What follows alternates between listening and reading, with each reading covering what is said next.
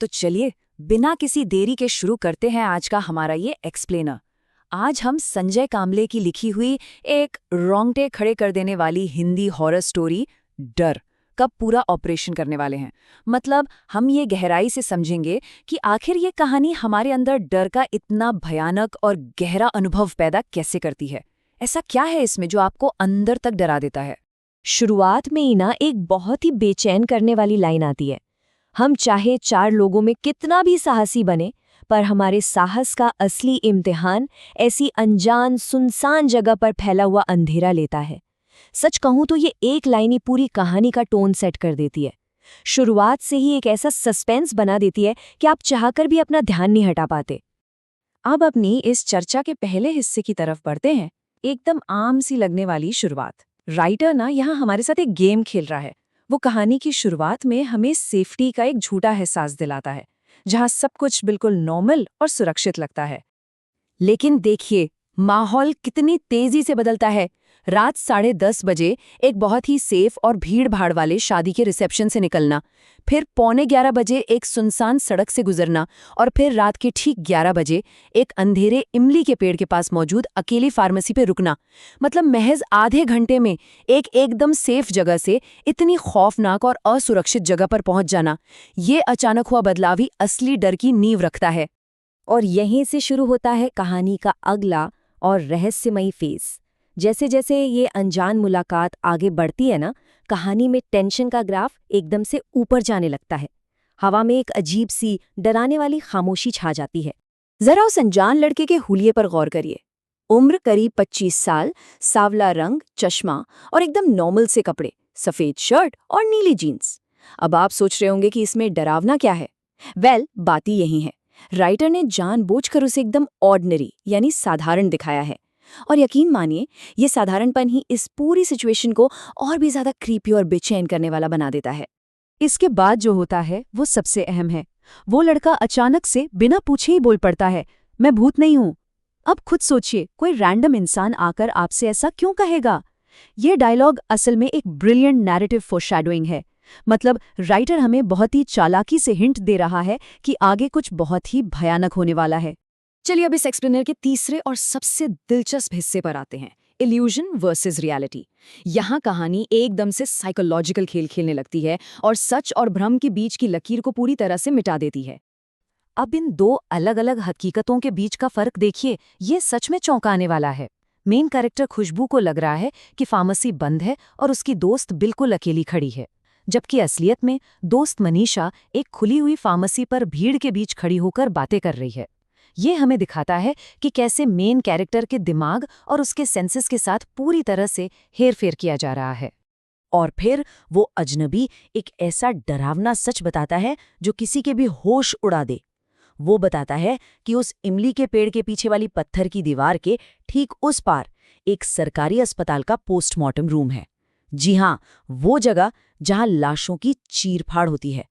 बस इसी एक इन्फॉर्मेशन के साथ ना डर सिर्फ साइकोलॉजिकल नहीं रह जाता, बल्कि एक खौफनाक रियलिटी में बदल जाता है। चलिए आगे बढ़ते हैं और क्लासिक इंडियन हॉरर ट्रोप्स की बात करते हैं। देखते हैं कि कैसे ये कहानी हमारी गहरी सांस्कृतिक मान्यताओं और स्थानीय लोक कथाओं का इस्तेमाल करती है, जिससे ये पूरा वाकया कई गुना ज्यादा डरावना फील होता है। जैसे कि इमली का पेड़। हमारी लोकल कहानियों में आपने सुना ही होगा कि इमली का पेड़ हमेशा से बुरी शक्तियों और भूतों का अड्डा माना जाता है। राइटर ने इस अंधविश्वास का जबरदस्त इस्तेमाल किया है। जो भी इस मान्यता को जानता है, उसके लिए रात के अंधेरे में इस खास पेड़ के पास खड़ा होना ही अपने आप में खतरे की एक बड़ी घंटी है। और इसके साथ ही जुड़ जाती है कुत्तों के रोने वाली पुरानी मान्यता। हमारे कल्चर में माना जाता है कि जब कुत्ते अचानक से अजीब तरह से रोने या भौंकने लगे, तो मतलब उन्हें कोई ऐसी अनदेखी शक्ति दिख रही है जो किसी की जान लेने आई है। ये चीज़ उस पल के खौफ को और बढ़ा देती है जब वहाँ मौजूद आवारा कुत्ते अचानक जोर-जोर से भौंकने लगते हैं। और वो अजनबी लड़का क्या करता है? वो इन्हीं मान्यताओं को खुशबू के ही खिलाफ एक हथियार की तरह इस्तेमाल कर लेता है। वो उसके दिमाग में ये खौफनाक बात डाल देता है कि किसी अनदेखी शक्ति को कोई शिकार पसंद आ गया है और वो उससे अपने साथ ले जाने की कोशिश कर रही है। सोचिए, उस वक्त उस लड़की पर क्या बीत रही होगी। अब अपनी इस चर्चा को एक पल के लिए रोकते हैं और एक बहुत ही रहस्यमयी सवाल पर आते हैं। पीछे बाइक पर आखिर बैठा कौन था? कहानी के सबसे बड़े ट्विस्ट से ठीक पहले ये सवाल हमें सच में गहराई से सोचने और कहानी से जुड़ने पर मजबूर कर देता है। चलिए अब इस मोमेंट के रियलिटी चेक की बात करते हैं।